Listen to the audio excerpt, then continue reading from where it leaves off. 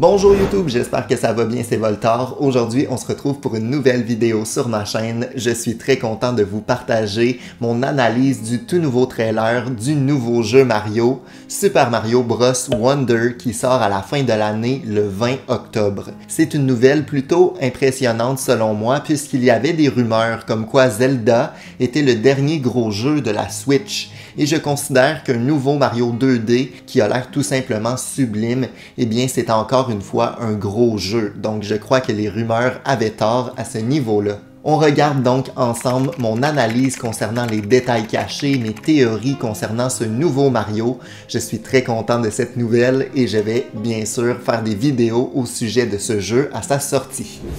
Je tenais à débuter avec l'analyse du site internet qui nous présente des détails plutôt intéressants, par exemple les 6 personnages jouables. On se retrouve avec Luigi, Mario, Daisy, Peach, Toad, mais également Yoshi, qui est en fait un personnage à part entière et non pas une simple monture comme dans d'autres jeux Mario. On se retrouve donc avec un Yoshi similaire à Super Mario Run, c'est-à-dire un personnage qu'on peut utiliser tout comme Mario ou Peach. Par contre, on peut quand même monter sur le dos de Yoshi si un autre joueur a sélectionné celui-ci, on le voit brièvement dans le trailer. Par contre, les éléments les plus intéressants que j'ai trouvés sur le site sont en fait la petite chenille sur le dos de Luigi, qui possiblement serait un compagnon qui lui accorderait certains pouvoirs, mais il peut selon moi s'agir du peuple qu'il faut sauver à travers notre aventure en battant des boss et finalement en venant secourir ces petites chenilles. Dernier élément sur le site que je devais mentionner, c'est l'espèce de Goomba avec un chapeau de Toad bleu. Est-ce que ça pourrait nous dire qu'un des pouvoirs débloquables à travers notre aventure, ça serait de se transformer en monstre, un peu à la manière de Super Mario Odyssey. Donc, quand on se transforme en Goomba, ceux-ci ne nous attaqueraient pas. Ça pourrait être un pouvoir intéressant à développer pour un jeu 2D également. On commence donc dans ce qui semble être un tout nouveau royaume pour Mario. On le voit plus tard dans le trailer, le royaume semble s'appeler le royaume des fleurs au lieu du royaume champignon. C'est encore une fois dans la thématique Mario, donc je trouve que ça fit assez bien. En plus de nous montrer un royaume différent avec certaines nouveautés, ça fait du bien à voir, tout simplement parce que les derniers jeux 2D Mario se ressemblaient les uns aux autres. Celui-ci, c'est de la nouveauté, c'est différent, c'est original et on aime ça. On se retrouve donc dans le royaume des fleurs et on est à la poursuite, encore une fois, de Bowser puisqu'on le voit plus tard sur une espèce de vaisseau à son effigie. Par contre, Peach n'est pas la princesse qui se fait enlever cette fois-ci puisqu'elle est un personnage jouable dans ce nouveau jeu. D'ailleurs, ça m'étonnerait pas de voir d'autres personnages annoncés plus tard, plus proches de la sortie du jeu, comme par exemple Toadette ou encore Rosalina, donc Harmony, qui sont quand même des personnages marquants de l'univers de Mario. Donc, j'aurais tendance à penser qu'il y a quelques personnages possiblement à débloquer à travers notre quête, ou du moins qui n'ont pas encore été montrés durant ce premier trailer. Nommez-moi d'ailleurs en commentaire le personnage jouable que vous aimeriez voir dans ce nouveau jeu Mario. Pourquoi pas un nouveau personnage qui deviendrait emblématique suite à ce jeu-là, qui sait. Donc, je pense qu'on n'est pas à l'abri de certaines surprises, et ça fait plaisir. On a un côté très original avec ce jeu-là, non seulement dans ses environnements qui semblent être nouveaux, plutôt diversifiés, mais aussi dans l'apparition d'un tout nouveau personnage qui est une espèce de petite plante qui semble interagir avec Mario. Donc si on considère que c'est un monde de rêve, ça peut être quelqu'un qui communique avec lui de cette manière-là dans ce monde-là. Ça semble donc être une espèce de guide pour Mario, mais plus principalement pour les joueurs, pour nous montrer un peu les nouvelles facultés, nous montrer sur quel bouton peser. Donc selon moi, c'est un simple guide fait de manière un peu loufoque avec une nouvelle personnalité comme ça là, qui apparaît dans l'univers de Mario. Ça fait d'ailleurs bizarre d'avoir un peu de voice acting dans un Mario 2D, c'est plutôt surprenant. Il y a deux types de pièces, du moins de ce qu'on voit pour l'instant dans le trailer. Donc il y a les pièces classiques de Mario. Selon moi, c'est comme d'habitude. Donc une fois qu'on a atteint 100 pièces, on obtient une vie. Mais on a des nouvelles pièces violettes qui agissent particulièrement. C'est peut-être une monnaie d'échange dans ce nouveau royaume-là, mais selon moi, ça peut être aussi une sorte de collectible qu'on récolte à travers les différents niveaux, un peu à la manière des pièces rouges dans Yoshi's Island. En faisant le montage, je me suis rendu compte de quelques éléments plutôt intéressants que je souhaitais mentionner ici. On voit plus tard dans le trailer qu'il faut en fait collecter 3 pièces violettes un peu plus grosses qui valent 10 points par niveau. Donc, c'est un peu cette notion-là de collectable. Donc, les espèces de grosses pièces qu'on retrouvait, par exemple, dans New Super Mario Bros. Ont été remplacées par des grosses pièces violettes qui en valent 10 et il y en a 3 par niveau à collecter. Il y a d'ailleurs une certaine inspiration de Super Mario Run à un certain moment, surtout au niveau des enchaînements de monstres où on est comme récompensé par des espèces de mots là, qui sortent des monstres et tout ça. Donc ça nous fait vraiment penser, selon moi, à Super Mario Run et c'est un peu inspiré de ça pour créer un univers et un niveau dynamique. Je trouve que ça rajoute peut-être un sentiment d'accomplissement lorsqu'on fait un enchaînement parfait. Donc c'est assez surprenant à voir, mais ça ajoute quelque chose de dynamique selon moi. On a d'ailleurs un jeu qui se déroule sur plusieurs plans.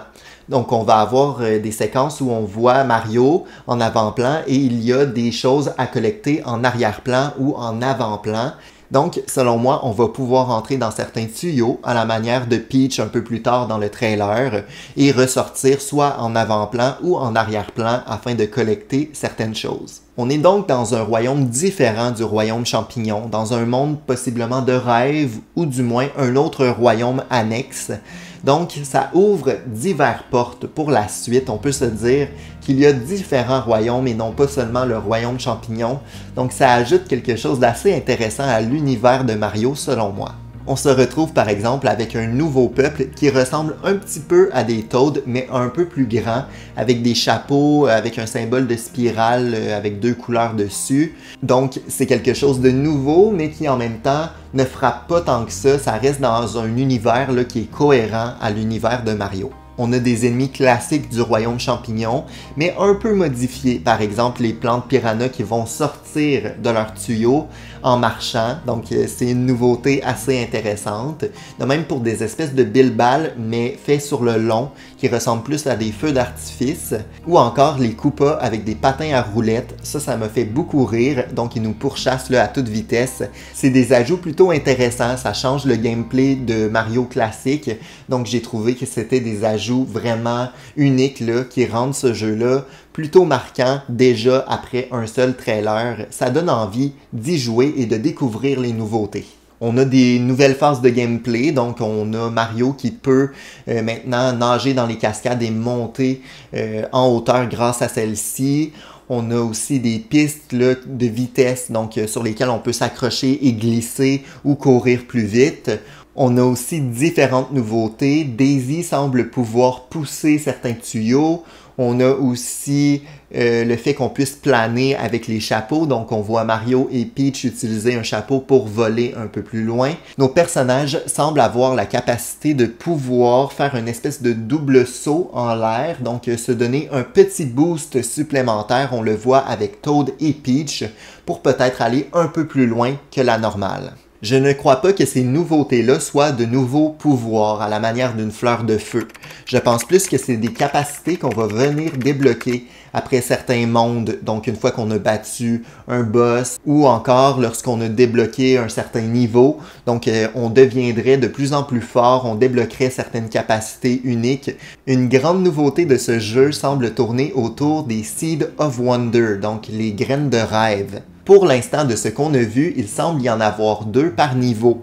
Une durant le niveau et une à la fin lorsque nos personnages atteignent le dessus, donc le haut du drapeau. C'est un peu une récompense de fin de niveau, un peu finalement à la manière de Super Mario 3D World où lorsqu'on atteignait le dessus du drapeau, celui-ci devenait doré. Donc c'est un peu la même récompense. Ces graines-là, donc il y en a une durant le niveau. on semble débloquer une fleur qui nous active le monde autour de nous.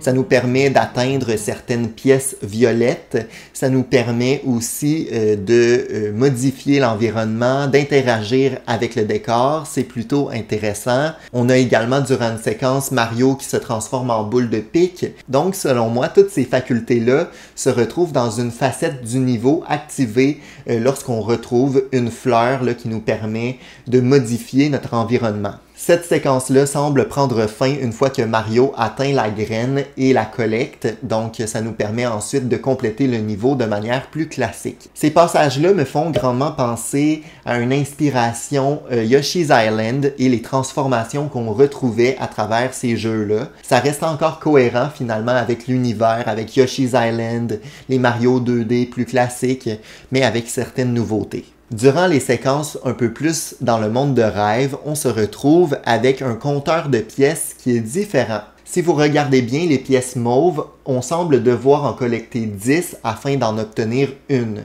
contrairement dans le monde plus classique, plus réel, où on doit collecter une pièce mauve pour en obtenir une seule. Le compteur est légèrement différent. On voit que Mario peut courir en direction d'espèces de fleurs qu'il peut activer sur son passage. Ainsi, cela permet de débloquer certaines pièces ou encore activer le mouvement de certains objets dans le décor, par exemple. Bowser semble encore une fois être l'ennemi à vaincre. Il semble peut-être vouloir conquérir ce nouveau royaume-là et nous, on est à sa poursuite afin de l'arrêter.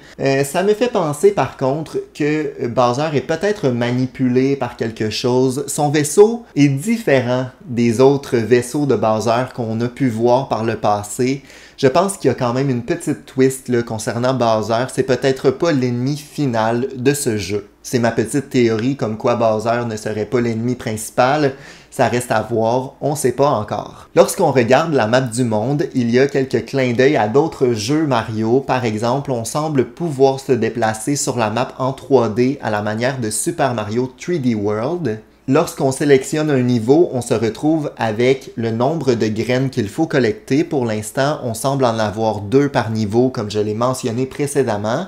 On se retrouve également avec un compteur qui nous dit la difficulté du niveau. C'est quand même quelque chose d'intéressant aussi. Un peu plus tard dans la bande-annonce, on se retrouve dans un monde de nuages où on peut voir qu'il y a un niveau, ou du moins un magasin, peut-être une boutique où on peut dépenser nos pièces violettes qui semble bloqué et il faut dépenser des graines afin de débloquer ce passage-là. Donc les graines vont être utiles afin de débloquer différentes choses concernant les niveaux du jeu ou encore certaines boutiques selon moi. Vous me direz en commentaire si de votre côté vous êtes convaincu par l'arrivée de ce nouveau jeu Mario. Pour l'instant, je suis vraiment hypé et j'ai hâte d'en découvrir davantage. J'espère avoir pu vous faire découvrir certains détails cachés, certaines théories plutôt intéressantes concernant ce jeu. Si c'est le cas, si vous avez apprécié la vidéo, je vous invite à mettre un pouce en l'air, à vous abonner, à mettre en commentaire vos attentes concernant ce jeu, quel personnage vous aimeriez voir à travers celui-ci. Sinon, on se retrouve très bientôt pour une nouvelle vidéo sur la chaîne. Ciao!